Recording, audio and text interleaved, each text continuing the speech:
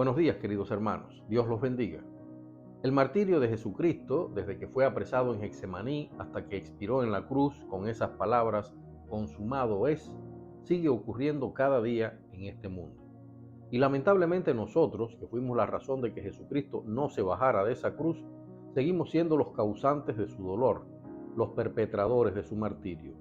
Allá en el Calvario, hace más de 2000 años, lo vendimos por un puñado de dinero, lo maniatamos y lo llevamos a la cárcel, le arrancamos la piel de la espalda y del cuerpo a latigazos, le clavamos en la cabeza una corona de espinas.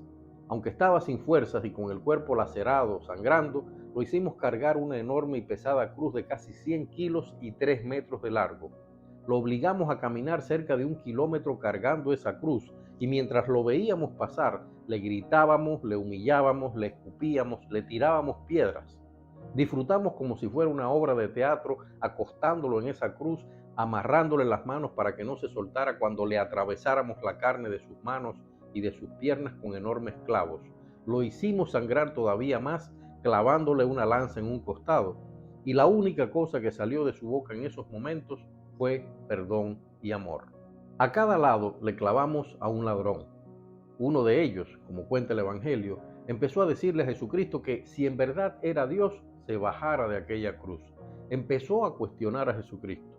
Pero el otro lo mandó a callar. Le dijo que ellos merecían estar allí, pero que Jesucristo no merecía ese terrible castigo, y se volvió a Jesucristo para pedirle que cuando llegara al paraíso se acordara de él. Jesucristo le contestó enseguida: te aseguro que hoy estarás conmigo en el paraíso. Pero también, viendo todo el horror y el ensañamiento de ese mismo pueblo que días antes corría hacia él por miles en busca de milagros, Jesucristo le pidió a Dios: Padre, perdónalos porque no saben lo que hacen. He repetido que pese a que tenía la potestad de bajarse de esa cruz y decirle al Padre Celestial: esta gente no merece ser salvada, no vale la pena que yo me sacrifique por ellos, que se vayan con Satanás al infierno. A pesar de eso, Jesucristo se quedó en esa cruz hasta el último minuto, ese minuto en que lanzó las palabras de victoria: consumado es. Y aquí debemos detenernos. En griego antiguo, la palabra consumado viene de tetelestai, que quiere decir pagado en su totalidad.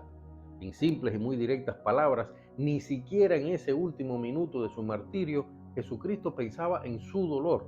Estaba pensando en nosotros, en quienes no merecíamos ni merecemos su sacrificio. Tenía en mente solo el difícil plan de nuestra salvación que Dios le había encomendado. Y así, con su martirio, con su sacrificio, con su sangre derramada hasta la última gota, con su muerte en ese madero, nos colocaba justo en la senda de salvación que nuestro Padre Celestial, nuestro Dios, concibió para que no fuéramos de cabeza al infierno. Cuento todo esto porque vamos por la vida diciendo que somos cristianos, pero le damos muy poco valor a todo lo que Dios ha hecho por nosotros al darnos la vida, al colocarnos como dueños de este maravilloso mundo que estamos aniquilando con nuestras meteduras de pata, y todavía más vergonzoso, cuando no valoramos en su justo peso todo lo que Dios sacrificó por nosotros. Y es que resulta muy fácil decir: Jesucristo murió por mí, y ojalá estemos diciendo eso desde el fondo de nuestro corazón. Pero no basta, queridos hermanos. Miremos esa cruz y a Jesucristo clavado allí. Carguemos con la vergüenza de saber todo el martirio que le hicimos sufrir a un ser tan especial que solo quería salvarnos. Y preguntémonos si alguno de nosotros estaría dispuesto a soportar algo tan terrible e inhumano para salvar a otra persona. Por eso insisto tanto en estos videos en que debemos enfocarnos en respetar ese sacrificio. Y entendamos algo: Dios jamás nos saca en cara que sacrificó a su Hijo amado para salvarnos. Y tampoco Jesucristo nos pide que paguemos por todo el horror que cargó en nuestro nombre. Para ellos eso fue algo pagado. Recordemos: consumado es. Y eso en aquella época se aplicaba a las deudas que eran pagadas en su totalidad y por ello debían ser borradas de los libros de cuentas.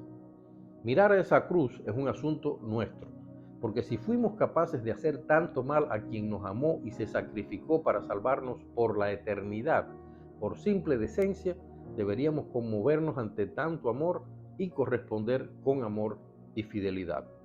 Lo que nos pide Jesucristo es que sigamos sus pasos. Para eso vino, para que viéramos con nuestros propios ojos sus pasos en la senda de salvación hacia nuestro Padre Celestial, para limpiar nuestra senda de modo que pudiéramos encontrar fácilmente el camino hacia el Padre, para explicarnos con sus actos y sus palabras el modelo de perfección que Dios desea para nosotros, sus hijos amados. Pero vamos por la vida escupiendo a Jesús, humillándolo, cuestionándolo, negándolo. Ahí están esos pecados en los que insistimos por mucho que nos expliquen que no está bien comportarnos así, actuar así, pensar así.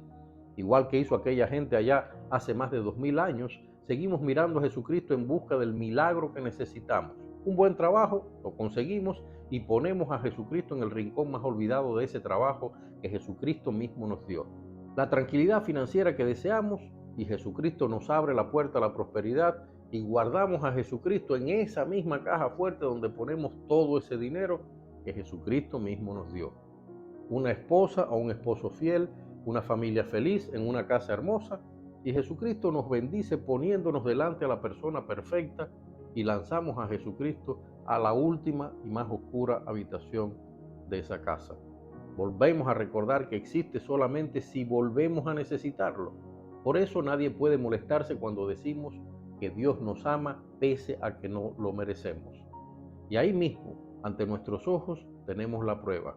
Hagamos lo que hagamos, por muy negro que sea nuestro pecado, Jesús promete que si vamos a Él, limpiará nuestros pecados de tal modo que serán más blancos que la más blanca nieve.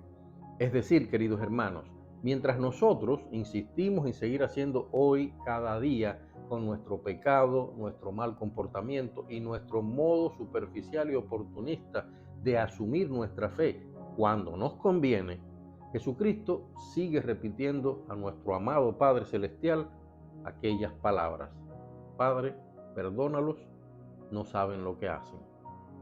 Dios los bendiga.